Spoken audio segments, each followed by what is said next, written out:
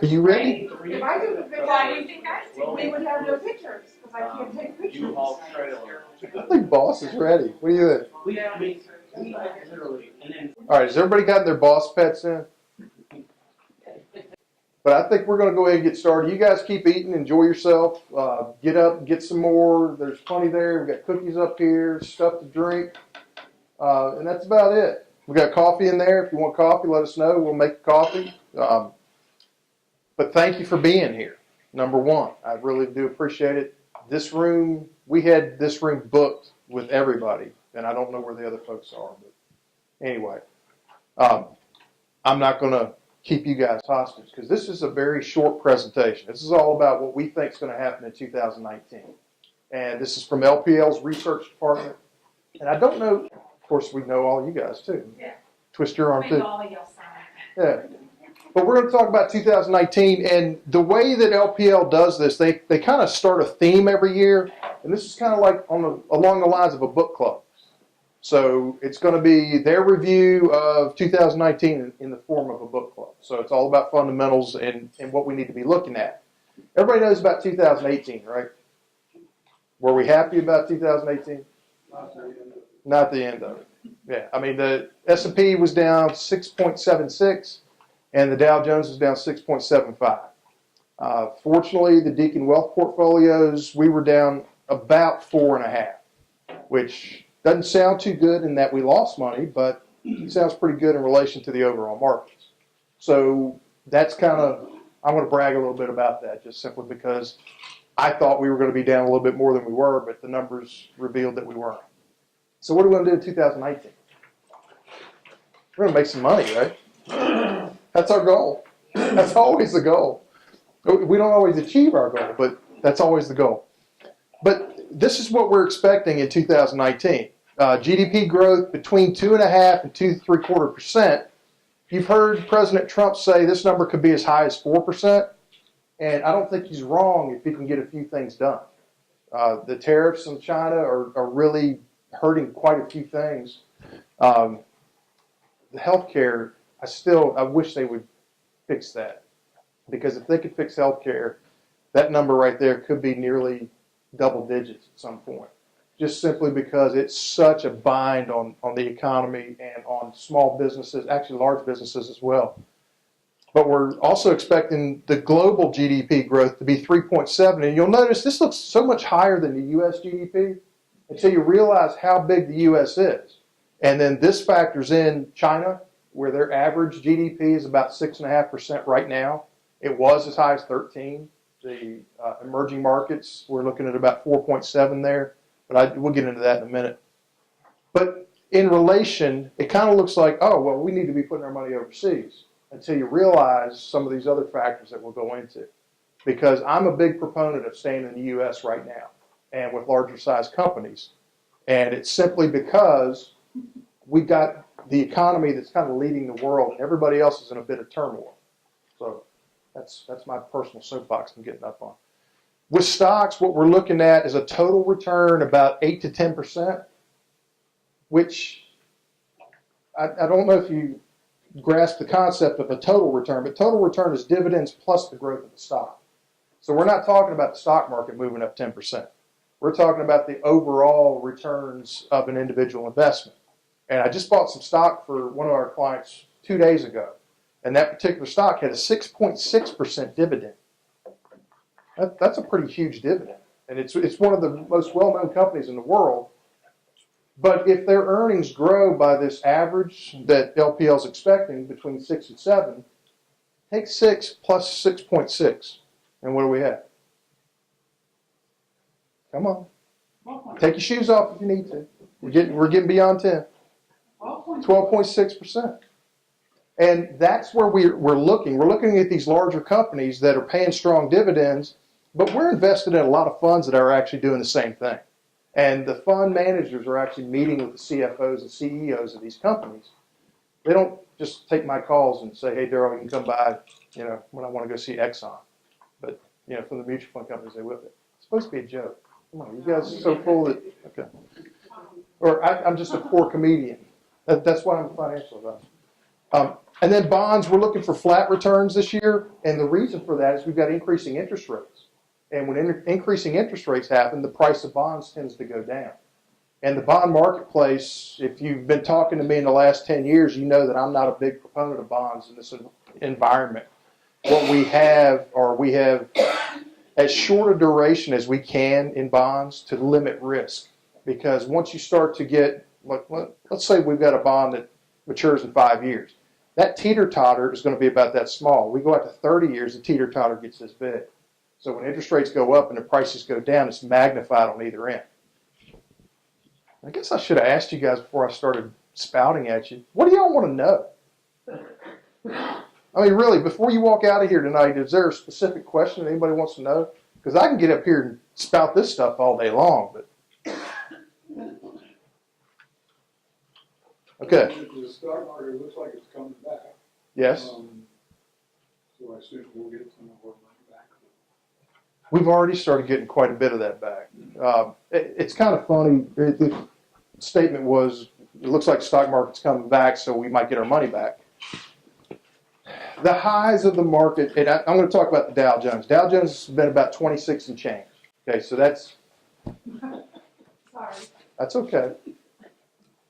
He's a disruptive force. And for those of you that are not here, we're actually taping this because we had a couple clients say we'd love to be there, but it's just too far.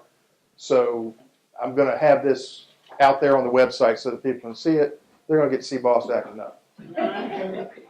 Anyway, but the stock market, its high was 26 and change, but it's got two different layers under that. There's one layer at about 24,000.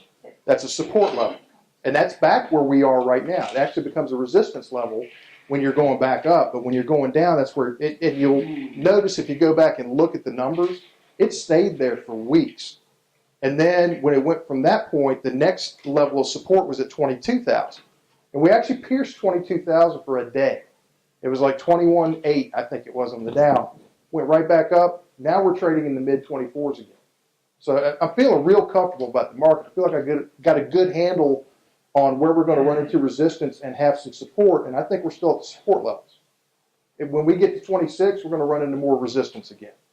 And if you guys kind of think about that, you know, we're just kind of building these bands, and when we got 26 up here, and 24, and 22, when the market's doing this, it's kind of, once it pierces through here, there's a lot of trading that takes place at these different levels. So you've got to work through all of these old trades, and then once you work through them, there's no resistance to the upside.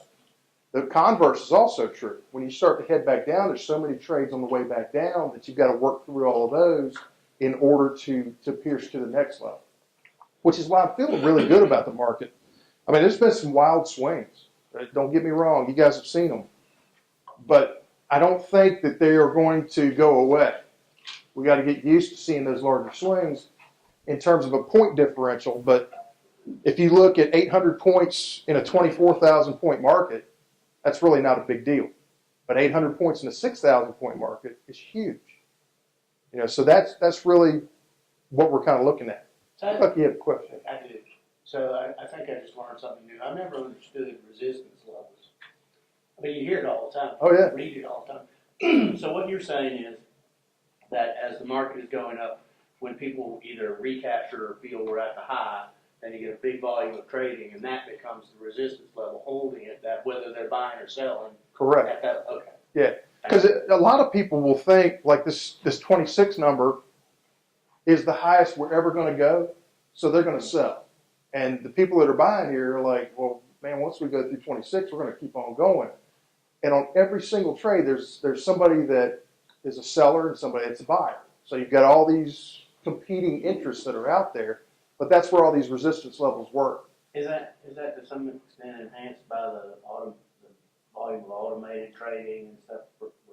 Well, I'm not sure if it's enhanced, but it's made more volatile. Not enhanced. It becomes more of a factor. Yeah. Is it still referred to as program trading? Yeah, it's program trading, it's algorithmic trading, it's AI, it's, you know, when you look at TV, it's called all different things.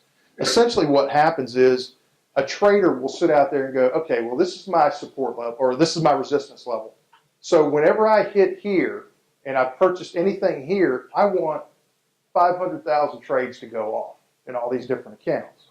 And that's what you'll see, and that's where the volatility comes from, and that's where the volume comes from as well. It used to be at year end that you would have huge swings in the market. I mean, it would go 200-300 points either way, but it was statistically insignificant because there was very little volume. Everybody was out for Christmas or Hanukkah or whatever else, so the traders weren't really trading too much, but the swings were varied and they were wide because there were so few people that were there that the trades were taking place in kind of a smaller universe. With that automated trading, that was significant trading. I mean, so those numbers were real. I used to just poo-poo that stuff. Anytime around Christmas, New Year's, Easter, anytime there was a big holiday coming, all the traders would go away. And then you would see large price swings, and you'd look at the volume and you go, oh, I don't even have to worry about that. But now we have to worry about volume in addition to the price swings. Did I answer that right? You did. Okay. So much for being a teacher when I'm asking the students. Is that right? Sorry. All right. So that's the bonds. Anything else y'all want to know about specifically? Because there's a whole lot of stuff in here that's just, we're looking at this from 30,000 feet. And I'm happy to answer any questions that you have. But if you walk out of here and you have a question in your mind that I haven't answered, then that's on you. All right. Yes, sir. I still do have a question. I think short term we are doing good, but I'm concerned about long term, 10, 15 years down the road. When these folks talk about raising the tax to 70, 80% of the rich, that's going to have an effect on the Dow Jones and everything else. It's probably going to slow down employment, it's going to slow down manufacturing and everything else. That's going to play a big role in that. It's going to cause a stalemate, doesn't it? Well, I mean, do you think you're talking about income tax rates? No, you're talking these the radical folks talking about 70% increasing to the mega rich. Mega rich are the ones that create jobs. Mm-hmm. They're the ones that have all the money invested. But you're talking about income tax on them. Yes. Okay. How that's going to go down to us, the folks that are, is that going to slow down the growth down the road 10, 15 years? So I'm younger. If it would happen, historically we've never been there. The historic numbers used to be 50 to 60%, which was a huge income tax if you compare it to what we have now. But what we've done now is we've eliminated a lot of that layer, and we've gone down into the 30s instead of the 60s. But now we have every other tax that's out there. We've got tax on gas, we've got tax on your house, I mean, we've got tax on everything. So we're still paying the same type of incremental rates, yeah. But if that happens, that's going to become a more socialistic kind of a system. I don't think America will really stand for that. I mean, we have a lot of politicians right now that are saying, I'm a socialist and that's why I'm wonderful. But if you look at what's going on in Venezuela, and I mean, all you have to do is turn on the TV. It's just people out there, they're walking around because they don't have anything else to do. They don't have anything to eat. They don't have anywhere to go. And I don't think that will ever, well, I shouldn't say ever. Yeah. But that's a political issue, and that's one of those things where we as a people need to kind of educate ourselves and say, okay, this is socialism, this is capitalism. The reason that we do well is because we're capitalistic, and that's the big deal. That's why I don't think it's going to be a true issue 10 to 15 years down the road, but we're also going to have a huge transference of wealth in that 10 to 15 year period. And when we have that transfer of wealth, I think that the kids are going to be better off than the kids right now. And What do you mean by transference of wealth? Just to the next generation? yeah, the baby boomers are going to die at some point. We kill everybody off at 90 in our scenarios. So when the baby boomers hit 90, we're going to kill them off in our scenario. Yeah, and then that's going to roll down to the next generation. In theory, we don't have any estate tax anymore, and that was a big draw for Democrats for a long time because they would kind of look at a farmer and go, oh, well, you've built this wonderful farm over the last 50 years. That land can now be developed for X number of dollars per acre. You're only getting, a tenth of that right now. That's all we're taxing you on. But when you pass away, we're going to tax it at that higher rate to your kids. And oh, by the way, we're going to tax it at 50% or 45% or whatever that number happened to be. because that number graduated and changed, but last year it went away. So that's going to be a big deal for businesses as much as anything else, because there are a lot of small businesses, even in this town, that are generating $10–20 million of sales. And when they're generating those types of sales, all of that profit, or I shouldn't say all of it, but a lot of that profit is actually being rolled back into those businesses. And you'll see the patriarch or the matriarch, the person that started the company, kind of move back and let the kids step in and run it and keep getting paid from it. But at some point, their stock has to go to the next generation as well. And now that we've done away with that estate tax, it's not been such a big issue. Because there used to be a big deal where dad would start the business, daughter or son would come in and run it, and then when dad passed away, if he didn't have things structured properly, those kids were in a fire sale situation to pay for those taxes. So they couldn't just pay it out of cash in most cases, and they'd have to sell real estate or the business itself. And that became a drag. I mean, that's a real drag for companies. That's why we're business succession, I don't know, I call us experts because we do it so often, that we structure these deals in a way that the patriarch or the matriarch that started that company can get paid. The kids can still run the business without any huge financial burden, but we pay for the transaction through the company. It's a pretty interesting scenario because most businesses don't just get one check and they're done. It's a promissory note over time. So there'll be a chunk of change that gets paid out to the prior owner, and then there'll be a 5 or 10 year period where they're getting paid, and that income is subject to the strength of that company. So if you put too much strain on that company, they can't make those payments back to you. Now you've totally screwed up your own retirement plan. But a lot of that came from a friend of mine. When I was talking to him, I was like, man, you've got a couple of companies, everything looks great. He said, yeah, I look like a rock star on paper. But he couldn't take two $20 bills out of his wallet because he just didn't have the cash with him. He's like, I've got all this wonderful equity that I built up here, and now I have to figure out how to unlock it. So that's become a big business for us as financial planners because we've got to make those structures work. And then when we've eliminated the estate tax, that eliminates the need for a lot of the old trust work that we had to do. I mean, it used to be very, very complicated how that worked. How did I get there? That was estate taxes. Sam, you had a question. I did. I wanted to know if you had an opinion, which I know you do. I got an opinion, baby. It may not be a good opinion, but I got All the hype we're hearing about the shutdown affecting the GDP. Yeah. Is that real or? It will be real when it's felt, because there are businesses that are dependent on the government for contracting or whatever else. So there's going to be a drag, but it's not going to be a significant drag because the government doesn't make anything. All the government does is pay those contractors, you know. So there will be a hit. I don't think it's going to be as severe as a lot of folks are talking about. It's just simply because there's not that many people that are affected. I mean, they're saying several million people, but when you start looking at the overall scale of the government, I mean, it's a drop in the bucket right now. Well, I've seen some figures like 0.1% per week or something on that GDP. And if that's the case, I mean, you'd be looking at maybe 0.5%. And if we're looking at a GDP number for the year of 2 3/4, that can be a significant hit in terms of the short-term effect of it.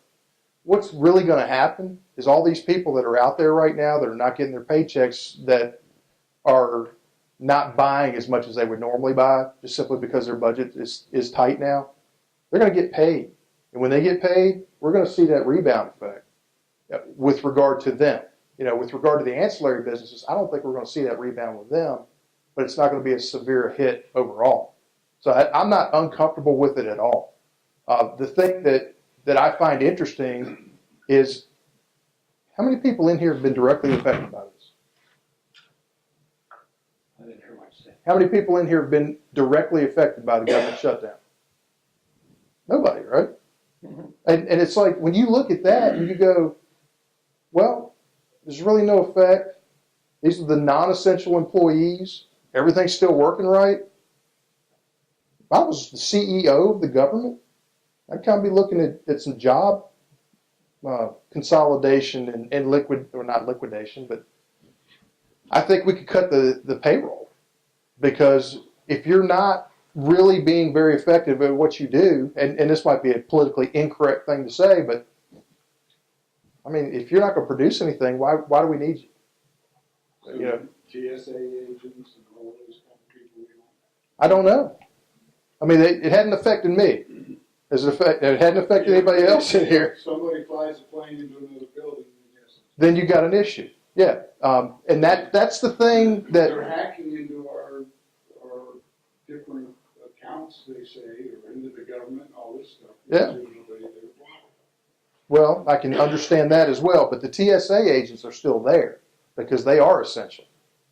Yeah, they're not getting paid. Some of them are starting to say, look, I gotta pay my mortgage, Right. so I gotta find another job to help with this.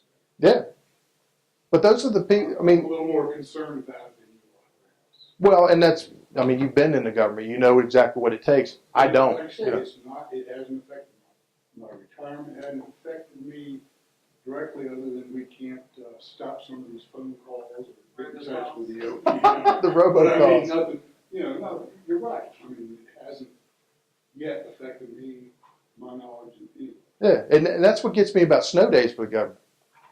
All non-essential employees don't have to come in. You're not essential. Why do we have you? You know, everybody in our firm is essential. The two ladies back there made that wonderful chili over there. I don't know if you guys have tried it. This is a quasi chili cook-off. I don't know who made either one, but please have 2 bowls of it, so that you can kind of compare the two. But like, we couldn't afford that. You know, we can't afford non-essential employees. A company along the lines of maybe Amazon could have non-essential employees. There's going to be excess cash running all over the place. With the government, when we need to balance the budget and we keep running at a deficit, it's really kind of, I don't know. I've got interesting opinions on that, which are probably not shared by others. Sorry, I got up on my soapbox again. But did that answer the question? I mean, I've talked all the way around the subject, but ultimately it's going to not be a huge effect on it. It might diminish it a bit, and in the short run, there will be a hit on it. And they'll come out and talk about it. A lot of people are saying that we're up because of GDP's on that. I think they're wrong. I mean, we actually had negative GDP under Obama. I don't know if anybody remembers that. When he started putting regulations on everything, we started seeing the growth in the economy go to nothing. And then we've seen it spike. And it's just really, it's a very interesting dynamic when you take regulations off of business to watch them flourish and grow when they're actually able to invest in their employees and in their technologies. So, again, I got up on my soapbox. What other things y'all want to talk about? We can hit other things as we go. This is an interesting little chart right here, because this is trade activity in the world year over year from 2012 to 2018. And you see where it was negative here in 12, and it was negative right when Trump started to take office. But it's a very volatile number here. But if you look at the overall number, we're still at about 3.5%, almost 4% trade volume. And the highest it ever got was about 6.5%. Is he being bad? Okay. That's my wife back there taking control of all. So everybody say hello to Doreen.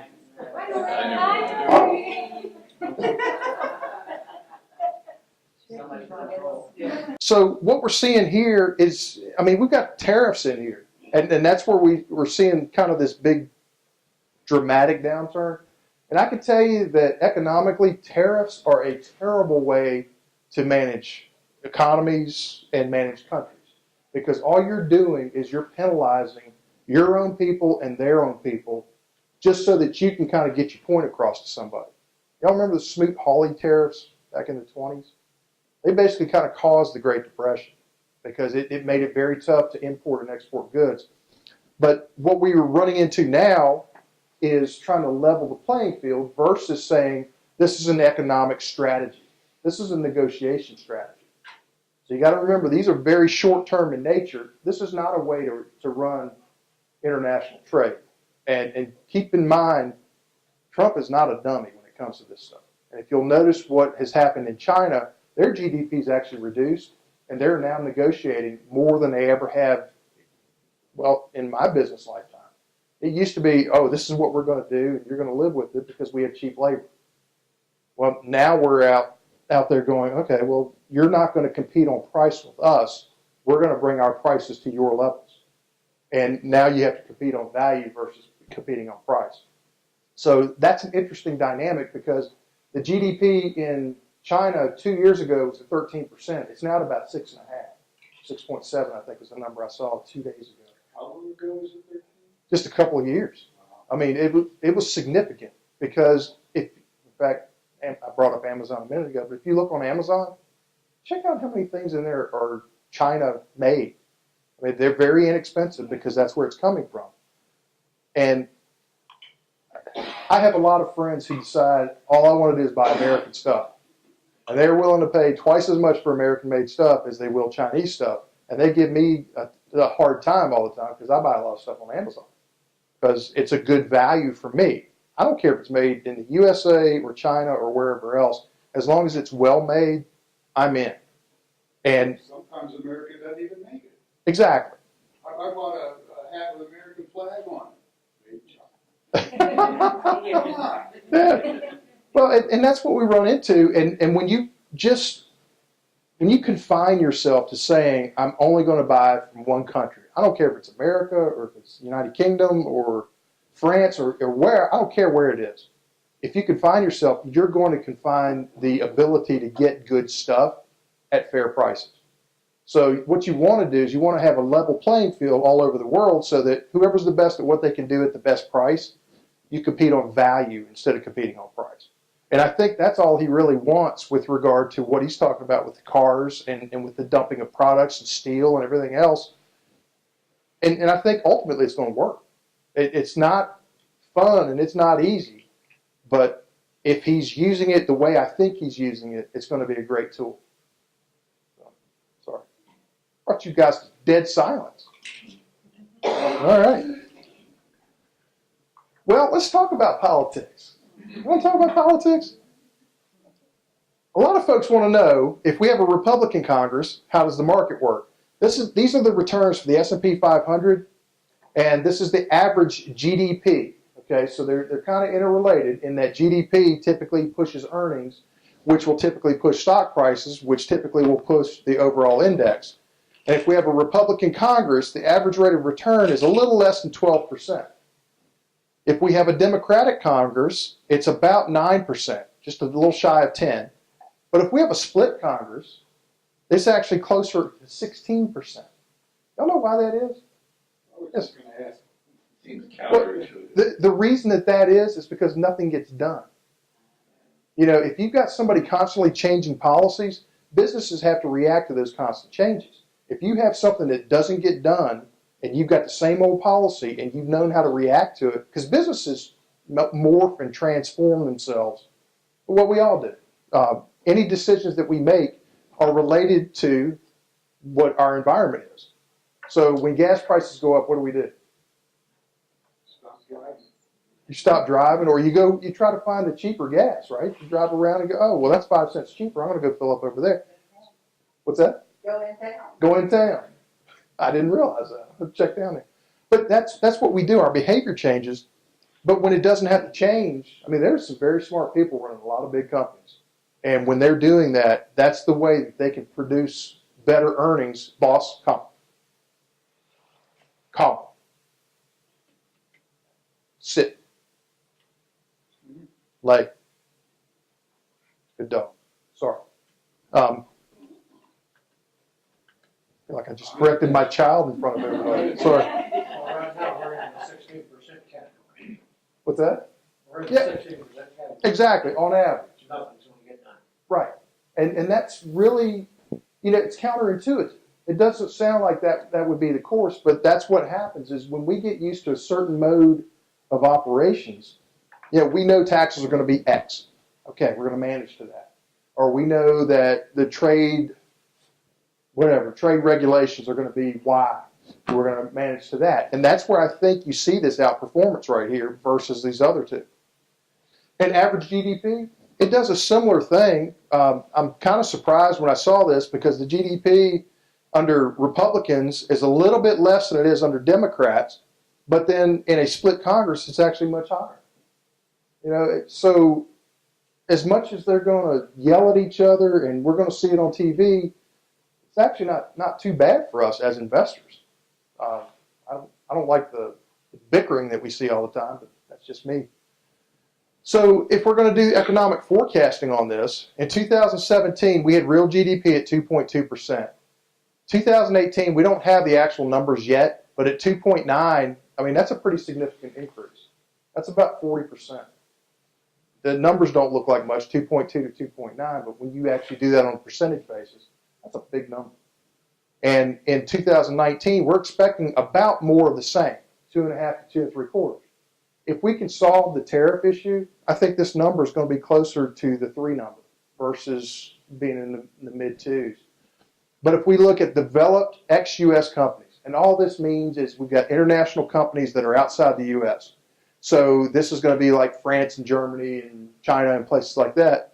In 2017, we had 2.4% growth, 2.1 in 18, and we're looking for 1.9 in 19. That's a function of what our trade policy is with these other countries right now, because we're actually kind of strangling their trade, for lack of a better term. But if we look at emerging markets, you see how this remains the same all the way across? This is because these countries are coming into the 21st century. Regardless of what happens, they have to have a certain level of growth. They're building roads, they're building telephone systems, they're building all these infrastructure projects to come into the 21st century. And this has not been an area, that I have been very enthused about, but I'm getting more enthused about this year. Last year it was awful. That the emerging markets were actually down double digits. But that might present an opportunity to kind of start stepping in, but you don't want to kind of push all your chips in at once. I mean, you guys know how I manage money. We're very defensive. I want to do first, do no harm, and then we start to move forward from there. But we can take advantage of some of these things. And when we look at the overall global growth, even though we've got emerging markets at 4.7 and the U.S. at 2.2, the overall growth is still 3.7. That's not bad for the world, and we don't have any major wars going on, so we don't have big cash flows kind of heading out. This is all a lot of internal growth. And then we've got inflation. This is the big killer typically. 2.1 in 17, 2.4 in 18, and 2.25 2.25 to 2.5% is what we're looking for in 2019, which is relatively flat from 18. And we're not going to start seeing inflation until we start seeing wage increases. We're starting to see some wage increase, but what we're running into more than anything else is employment is becoming a constraint on companies. I don't know if you guys know many small business owners, but their major constraint right now is finding good employees. I have a client, and he's in the construction business, and he said, I can take people out of high school right now who are 18 years old and train them to do what I do and pay them $70,000 a year with benefits. And I was like, you got to be kidding me. He said, no. He said, those are the real numbers. And that it's so hard for him to find people. He can't hire people at those numbers. Anyway, so we've got unemployment going from 4.4 to 3.6. When I studied economics in school, that number was a 6% number at a maximum. All right? Or excuse me, at a minimum. That includes all the people that don't want to work or can't work. And now we're down in the 3s. And those numbers are just crazy. So we've got all these people that are employed, and we have a lot of folks that want to pay them, but they can't find the folks that they're looking for. So it's kind of a conundrum. And that's the constraint on growth. I just put a new battery in this thing yesterday. All right. Y'all bored yet? Okay. The businesses still want to spend. Y'all remember what the new tax plan was last year? It was about cutting taxes for individuals, but it was more about cutting taxes for businesses so that you could actually invest in your business and take an immediate write-off. if you used to purchase something, you would have to figure out what the life of that product was, or whatever that product or equipment was, and then you could only take a certain dollar amount each year off of that. Now you can expense the entire thing. So you can make a big investment in your company, take it off of the top line, and actually help yourself with regard to your overall earnings. In fact, I have a farmer friend who he can't stand the new President Trump, just simply because the tariffs have been just doing seesaws with them. They would have 3 rows of beans, and he said basically if you take those 3 rows of beans that I'm cutting, one of those just got taken out of my pocket due to the tariffs. And that's a big number. So that's where we're starting to see, the spending is increasing, which I think is going to ultimately make these companies more efficient. But when the tariffs get resolved, it's going to help guys like that. I mean, like even in the farming business, if you think, anybody know anything about farming? Okay. I used to be the gopher at Green Line Service. And the gopher was the guy that I had to go for this, and I had to go for that, and I had to, all that stuff. But those machines at that time the combines were selling for about $80,000. I was 16 or 17 years old at the time. You know what a combine's going for now? I mean, your brother buys them. Yeah. How much do you pay for them? Probably 150, 200,000. They got to be paying more than that. I mean, it's got to be pushing 300 at this point. But that's all the technology. So the technology and all this stuff is going in Oh, here. yeah, they got air conditioner and everything. Yeah, they've got immediate yields. Like they'll know these particular yards. This is an unproductive part, so we're going to have to put more fertilizer in this part, or this is going to require more nitrogen. This is going to require more whatever. I don't even pretend to know everything that goes into it, but it's like sitting inside a computer now. And it's got all the creature comforts. But that's where we're starting to see that spending kind of show up, and that's where I think the earnings are going to continue to grow. And what a lot of folks have been nervous about, especially in the housing industry, the housing industry is tied to the 10-year Treasury.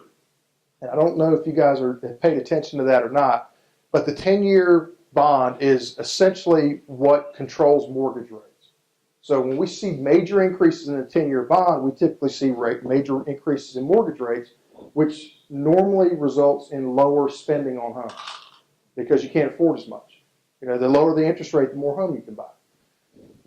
Everybody is scared to death that this number is going to go up overnight, but from 2015 to where we're predicting it to be in 2019, it's about 0.5%. That's not a huge jump. And in order for us to get to historical norms, this is approaching 3% right now. This number is actually closer to 4.25% on a 90-year basis. So we got a long way to go to get back to normal. We've actually, Which is good. that's fantastic because we still have low interest rates so that people can still afford homes. We're getting a little pricey around here just simply because there's a lot of demand, but there's a lot of building going on too. Yeah, the three most important things in real estate: location, location, location. All right, so we're in a bull market. As you can hear from my voice, I sound kind of bullish about the overall markets. I don't see major concerns on the horizon, but this will go back and tell us where the largest ones have ever been. Coming out of the late 50s, early 60s, that economic expansion lasted, what was that, roughly 8.5 years? But coming out of 91, y'all remember that recession, right? That was really bad around here. That was when we had vacant buildings everywhere. We had builders basically walking away from homes that they had under construction. I mean, just all kinds of stuff. It was just going on. People were just walking away and saying, I'm done, I'm bankrupt, I'm out. Well, that expansion lasted 10 years, 120 months. This is the current expansion. We're just a little shy of that. We're about 5 months shy of the longest expansion in history. It make you feel good or bad? Makes you question things, doesn't it? Yeah. You kind of go, okay, well, can it continue? Well, if we go back and start looking at this becoming the new norm with lower interest rates and things like that, then this can continue. What we don't know is, will this bull market continue with the overall economic expansion? Can we expand too far and actually start hurting companies? That I don't know. I'm thinking that the more that we expand our economy, the more we're going to expand these companies. And what pushes stock prices are good earnings. Good earnings push stock prices up. Bad earnings push stock prices down. That's just as simple as I can make it.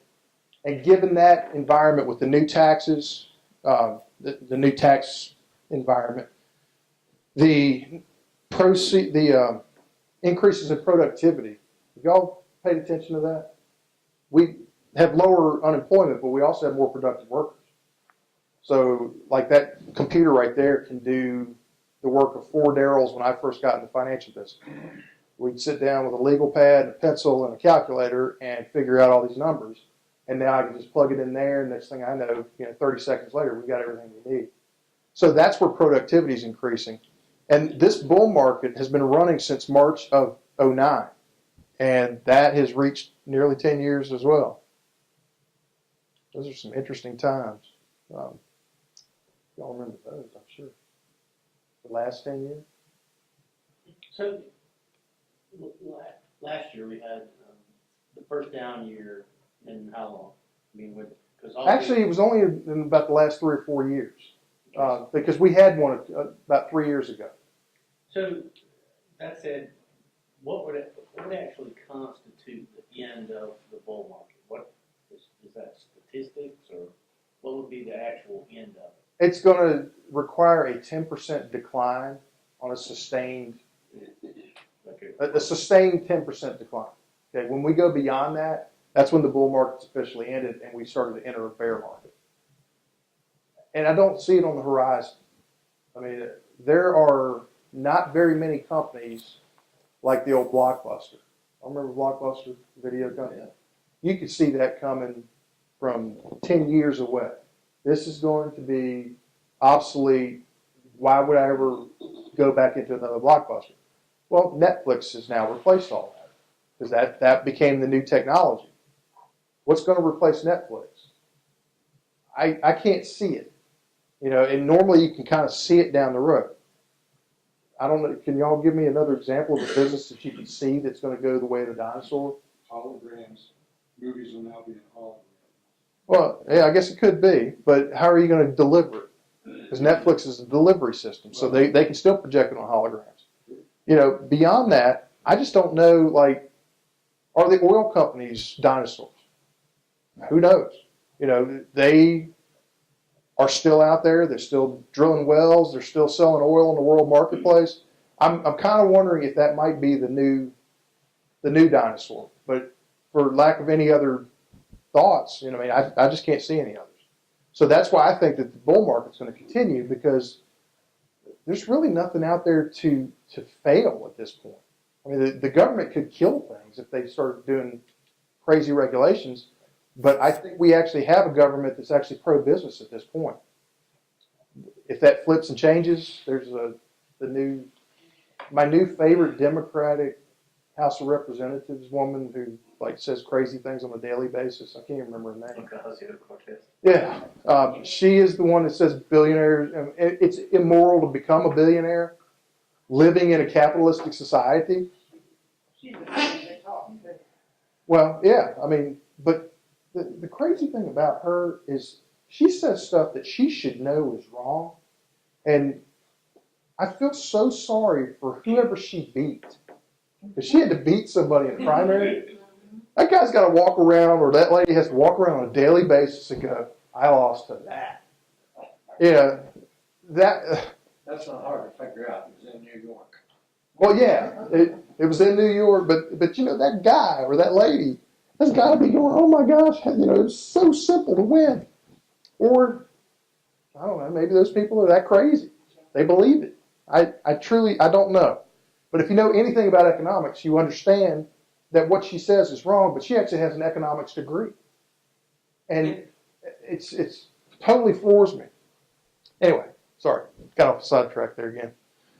All right, so if we start to talk about leading earnings growth, in 2012, the United States led earnings growth. And then we started to see the developed international companies right here at the end of 17. And then in 18, look at where America is versus everybody else. So this is part of the reason why I've been making sure that we're keeping our money onshore instead of offshore, because the developed international companies, I mean, these are the Frances and Germanys and Chinas of the world versus the emerging markets. They actually underperformed the emerging markets last year. And we had a bad year, you know, but we had earnings that were growing like crazy. So the fundamentals are still good, meaning that we're still going to be able to make money with these companies, assuming that we're not taking undue risk.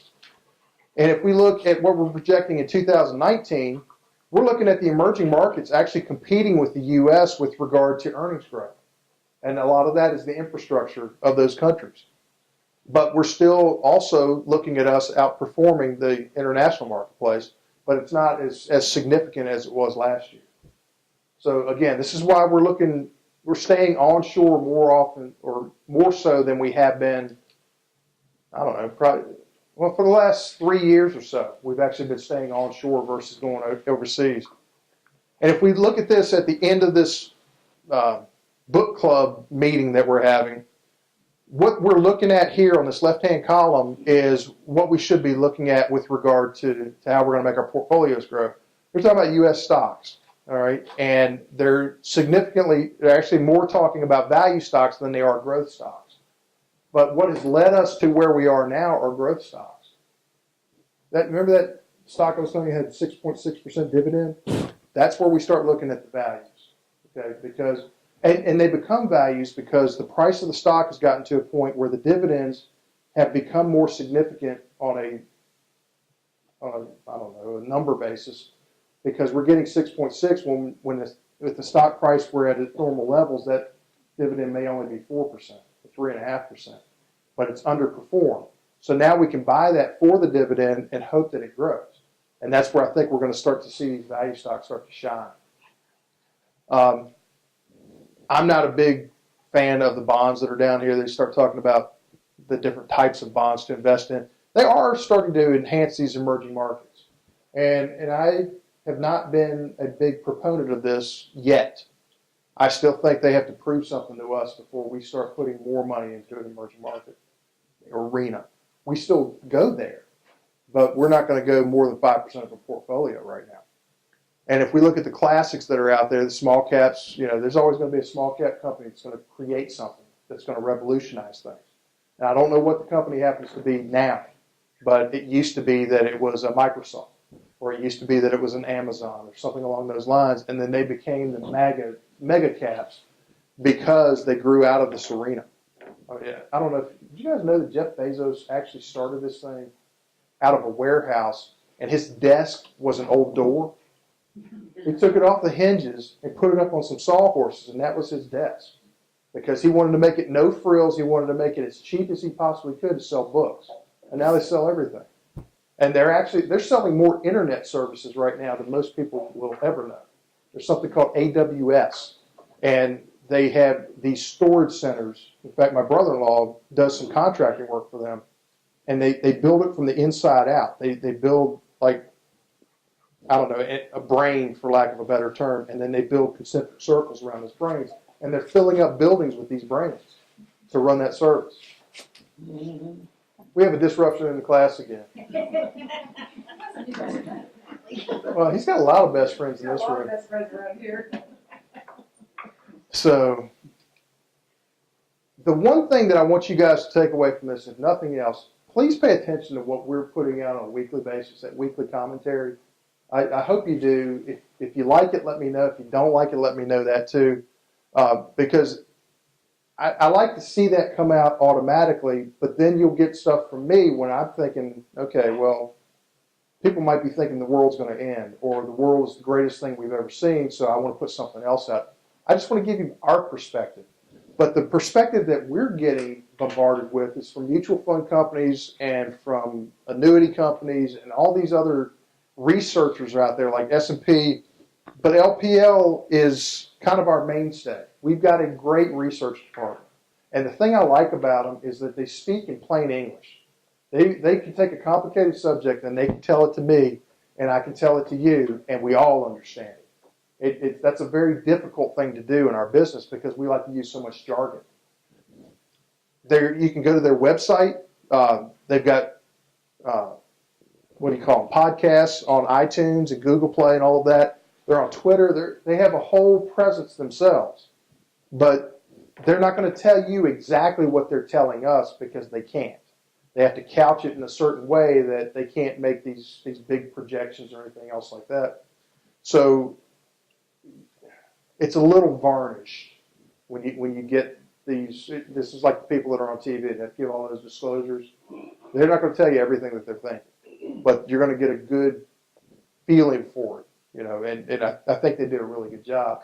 And if you want to get to the meat and potatoes, come meet with us, because I will tell you what I'm thinking and why I'm thinking it. And a lot of that is influenced by this, but it's influenced by everything else. In addition to 30 years of being in financial services. My wife's back there shaking her head like, God, you're old. She can trade me in now, get some younger models. These are disclosures saying that everything that I just told you could be wrong. You know, so that's all the legalese. These are the definitions. All that's probably in the back of your book. Small, I can't. Well, you got to come up here. You have to be the teacher's pet. But I want to thank you guys for being here. If you haven't had enough chili, please have more chili. There's 2 pots over there. We got a bunch of drinks and cookies over here. Help yourselves. I'm happy to answer any other questions. Y'all have any other questions? Yes, I should. Yes, sir. I had to take a distribution for my 403B this year. Okay. And with this is kind of optimistic. So is it better to wait till the end of the year, That's going to depend on your cash flow. Yeah. I mean, if you don't need it, Yeah. it's not a bad idea to wait and kind of see how things are progressing. Where we are in the market right now, I don't feel uncomfortable about either waiting or taking it right now because I think we're fairly priced. I don't think it's overly overheated. I don't think we're at depressed levels with regard to prices. But it does kind of depend on your cash flow, or if you want to take a vacation. You know, if you want to buy something special, you might want to start earmarking that and start thinking about it. And we have folks who do both. We've got folks that say, I want to take it right before Christmas so that they can go buy all the Christmas gifts. I've got other folks that say that I'm going to take a trip at this time of year and this time of year, so I want to take 2 distributions, or I want to take it monthly just because I can. You know, so how's that for a political answer? Good. Yeah. It's saying something without saying anything. Go ahead. Transfer of wealth. Now, my mother-in-law died at 103. My friend's mother is on it, still here at 97. The old age and the long-term care, I see that eating up that transfer of wealth. It's eating up a lot of it, but it's not eating up all of it. I can assure you that. I have a friend who's going through the pain of settling, the pain and the joy, settling a gigantic estate. If anybody wants to buy a condo in Florida, or if anybody wants to buy a yacht, I know where 2 of them are very good prices right now. So you've got both sides of it. I mean, in that particular scenario, there was actually a piece of property that he had listed at one point for $72 million. And that's significant, especially since he died last year when the tax laws changed. So there's no estate tax. I first started working with him many years ago, and I showed him what the tax bill would be with that $72 million in there, and I thought he was going to die in my office. I mean, his face turned so red. He's like, "Are you kidding me?" No, sir. These are the actual numbers. So, yes, there will be a significant eating away of a lot of that due to the long-term care issues, not just long-term care itself, but the lodging. You know, the impact it's got on the other relatives of your family, because there's going to be somebody in the family that's going to be a caretaker. And that person, I mean, God bless them, they go through a lot because you're handling the money, you're handling the prescriptions in many cases, you're handling the other siblings, you know, you're disseminating information.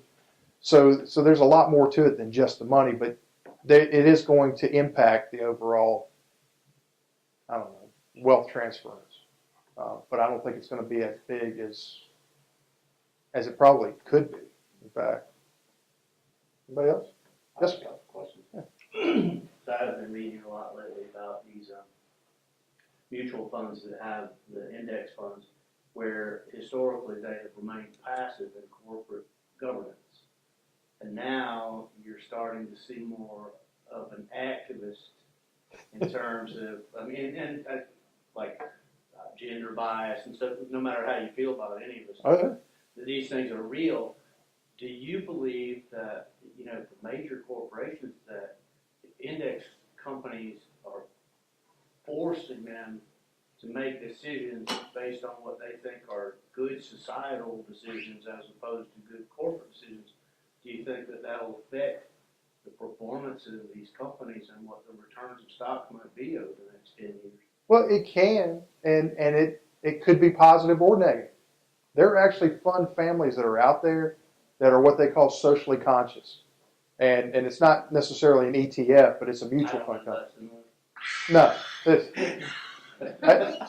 It's kind of funny. They don't do as well as the funds that allow alcohol, tobacco, and all that other stuff. And now weed.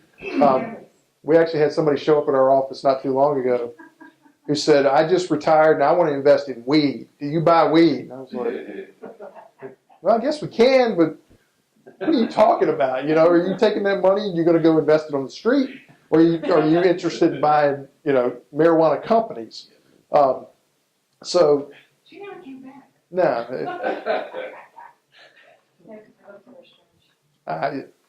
I must not have given her the answer that she wanted. But with regard to how they're going to perform in terms of the companies themselves, if you start getting activist boards on ETFs that are going to be trying to impose their morality on companies, I think you're going to see professionals like us kind of weeding them out, because if we're starting to hear that stuff, that's a huge negative impact, and we're not going to stand for it. I mean, we're managing your money; it's not our money, so we've got to manage your money with the best information that we can, and we want it to perform as well as we can. But I'm a big believer that you can't impose your morality on anybody else. And I don't care if it's financial or if it's regulatory or whatever else. I mean, all your morals should start in your home, and it should not ever show up at a board meeting. So Yeah, I mean, in my mind, corporations aren't run with charitable intent. No, Whether societal or charitable. Yeah. And then the other question is there any hope, or do people believe, the LPL or anyone else, that there might be some adjustment to the tax law in relation to the state and local taxes? I realize that people talk about the impact it has, on North Island and more high tax states. However, because of the way Virginia taxes capital gains and stuff like that, and then like in this area, a lot of people, your property tax limitation eats up almost the entirety of what's deductible for you. And so, I mean, even a minimal amount of capital gains and stuff like that. Like for me, I have a loan, a maturing loan from the sale of business and stuff like that. So my taxes are actually, even with the adjusted brackets, are going up. yeah, And so is there any discussion of that, or I've heard some rumors, but does LPL look at that in terms of how they, I tell you, I'm not hearing any of that from our research department with regard to how they're going to manage money. In terms of will it get through, I think ultimately it's probably going to get through with the way Virginia is changing. I think you're going to see the tax rates continue to increase. I don't think that's going to affect like stocks and stocks. I think it's going to affect municipal bonds. I think it'll actually become more popular if that happens. Because if you're paying high taxes, obviously you want to avoid that tax. So then your taxable equivalent yield, instead of being 4%, might be as much as 6%. So there can be a dynamic change there, but we're not hearing anything from the research department about that yet. Anybody else? You look at me like you just threw a spitball at somebody because you're petting the dog. I can always pick out the guilty face. Anybody else? It's wide open, guys. You're welcome to ask me questions. You can get up and have your fun, eat chili, drink. We don't have any libations. I guess I should have put wine out here, or beer or something, since we're on such a heavy topic, in terms of what we're talking about. But thank you. I appreciate everybody being here. If there's anything we can do for you, we're here. And please thank Michelle and Patty for setting this whole shooting match up.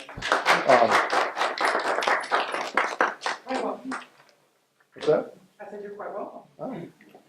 Well, and I'm not gonna have you guys reveal who's is whose. So, Thank You you, didn't even Carol. taste it yet. enjoy, no, I have not. I do not get to eat at these things. Well, we'll make sure that you do. Because that's one of the things that, as a speaker, you never get to eat. You hope you get something to drink so that your voice doesn't go away. Yeah.